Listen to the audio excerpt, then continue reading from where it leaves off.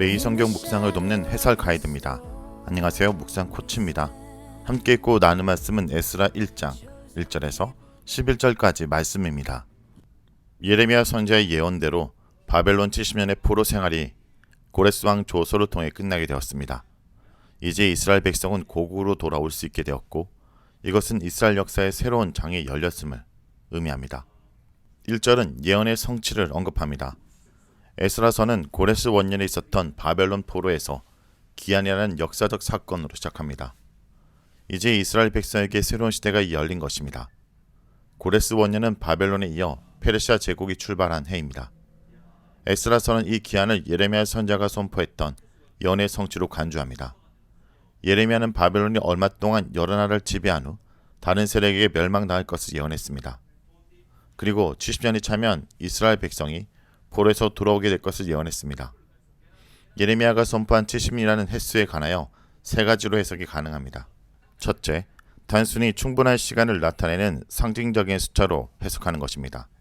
둘째는 다니엘서 1장 1절에서 2절과 역대하 36장 5절에서 7절에 근거하여 요아김 3년부터 538년까지 대략 70년으로 보는 것입니다. 셋째, 성전 파괴부터 성전 재건까지 70년으로 보는 것입니다. 예레미야의 예언대로 70년의 시간이 찾아 메데 페르시아 왕 고레스가 칙령을 내려 이스라엘 백성의 기한을 허락합니다. 본문은 이 사건을 여호와께서 고레스의 마음을 감동시킨 것으로 해석합니다. 하나님이 고레스를 도구로 사용하여 이스라엘을 고토로 돌아오게 한 것입니다. 고레스의 등장과 이스라엘 기한은 세계 역사를 주관하시는 여호와 하나님의 개입이었습니다. 2절에서 4절은 성전 건축에 대한 명령과 남아있는 자의 역할입니다. 2절에서 4절은 조소의 내용을 보도합니다. 고레스의 조서는 예루살렘 기환과 성전 건축을 주 내용으로 하고 있습니다. 약속의 땅으로 기한을 손꼽아 기다리던 이스라엘 백성에게 고레스의 칙령은 복음의 소식이었을 것입니다. 고레스는 먼저 자신이 내린 칙령의 배후에 하늘의 하나님 여호와의 명령이 자리하고 있음을 밝힙니다. 하늘의 하나님이라는 표현은 하늘과 땅을 만드시고 온 우주를 다스리시는 하나님을 의미합니다.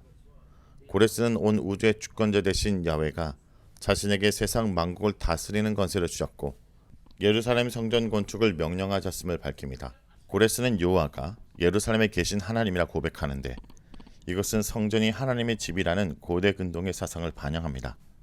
하나님의 집이 세워질 예루살렘은 온 우주의 중심이 될 것입니다. 고레스는 이어 남아있는 백성들의 책임을 명시합니다. 남아있는 백성은 원래 다른 곳으로 잡혀가지 않고 그 땅에 생존해 있던 사람들을 가리킵니다. 그러나 이곳에서는 바벨론에 끌려와 살고 있는, 즉 바벨론에 남아있는 이스라엘 백성을 가리킵니다. 북이스라엘 백성은 아시리의 지역으로 끌려갔고 유다 백성 중 일부는 바벨론으로 끌려왔습니다. 남은 자들의 역할은 성전 건축에 필요한 물품을 제공하고 성전 제의에 사용될 예물을 공급하는 것입니다. 고레스의 마음을 움직이신 여호와가 이번에는 이스라엘 백성의 마음을 움직여 성전 건축의 가업을 이루게 하십니다. 5절은 기한한 무리들입니다. 고레스의 조서는 이스라엘 백성의 즉각적 반응을 불러일으킵니다. 고국으로 돌아가 성전을 건축하기를 원하는 사람들이 일어나서 기한 공동체를 구성하게 된 것입니다. 그들 중에 유다와 베냐민의 족장들, 제사장과 레인들, 그리고 자발주로 참여한 백성들이 포함되어 있습니다.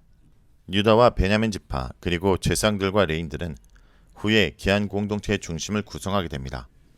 본문은 예루살렘으로 기한이 지도자들을 중심으로 한 자발적 운동이었음을 밝힙니다. 자신들이 오랫동안 정착한 삶의 터전을 떠나 폐허가던 예루살렘으로 돌아가는 것은 결코 쉽지 않은 결정이었을 것입니다. 그러나 그들은 신앙을 위해 기꺼이 희생을 감수하려 했습니다.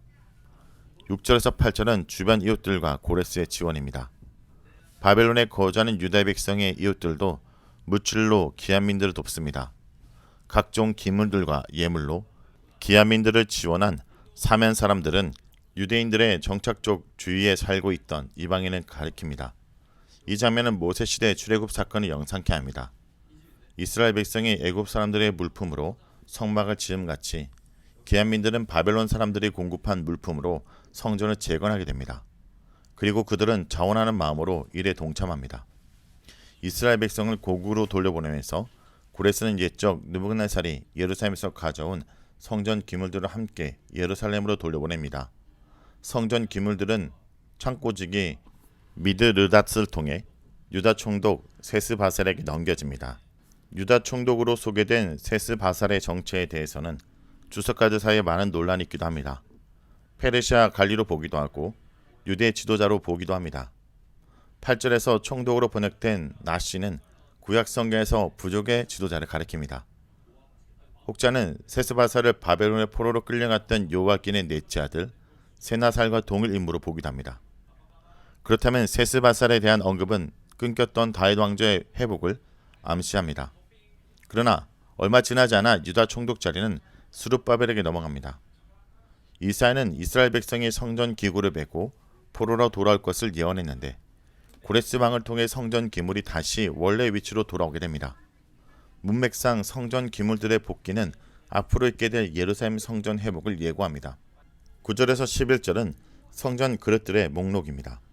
고레스 왕이 미드르닷을 통해 세스바살에게 건넨 성전 기명들은 대접들을 포함하여 모두 5,400개입니다. 여기에 성전 기명을 언급한 이유는 이전의 성전과 제2성전의 연속성을 강조하려는 의도 때문입니다. 예루살렘으로 돌아온 성전 기물은 과거 성전과 앞으로 세워질 성전을 연결하는 기능을 합니다. 이를 통해 에스라서는 스룹바벨 성전의 합법화와 기한 공동체의 정통성을 강조합니다. 세스바살은 기한민들의 대표자로 사로잡힌 자들을 바벨론에서 예루살렘으로 데려갑니다. 데리고 가도록 번역된 헬라라는 것은 올라가다는 것의 신적 수동태로 이것은 기한이 하나님의 역사임을 알리는 암시입니다. 바벨론에서 예루살렘으로 데리고 가다라는 서술은 애굽 땅에서 약속의 땅으로 데려 나왔다와 유사한 구문입니다. 이것은 이 사건이 또 하나의 출애굽 사건임을 암시합니다. 바벨론으로부터 이스라엘의 귀환은 또 하나의 출애굽 사건입니다. 첫 번째 출애굽의 목적이 하나님을 예배하는 것이었듯 바벨론으로부터 귀환 목적도 예루살렘에서 성정 중심의 신앙 공동체를 세우는 것입니다. 출애굽 당시 이스라엘 백성이 애굽 사람들로부터 물품을 가지고 나온 것처럼 이번에도 역시 은금을 비롯한 성전 기물들을 가지고 나옵니다. 무엇보다도 출애굽 사건처럼 바벨론으로부터의 귀환도 전적인 하나님의 은혜입니다. 그럼에도 불구하고 예언의 완전한 성취는 미래적 차원으로 유보됩니다. 성도 여러분, 에스라 1장은 회복을 향한 놀라운 여정의 시작입니다. 이 말씀은 70년 전 이스라엘 백성에게만 해당되는 이야기가 아닙니다. 오늘을 살아가는 우리에게 주는 생명의 메시지입니다. 우리의 삶에도 바벨론이 있습니다. 돈과 성공의 우상을 숭배하며 영혼을 포로로 잡는 현대판 바벨론, 즉 세속적 가치관의 도시입니다. 그곳에서 우리는 영적인 피로와 상실감을 느끼며 정작 하나님의 거룩한 성전은 마음속에 폐허가 되고 있습니다.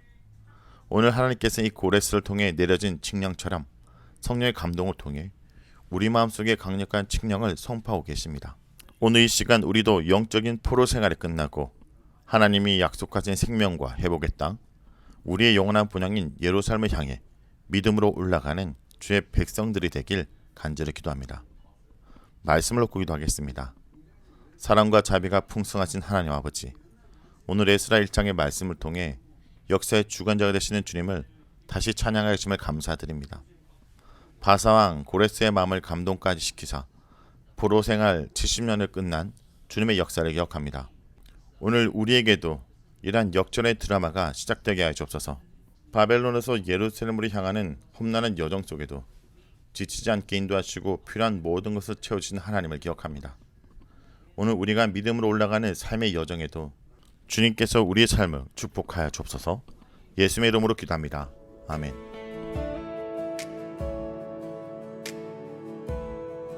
In the shadow of the storm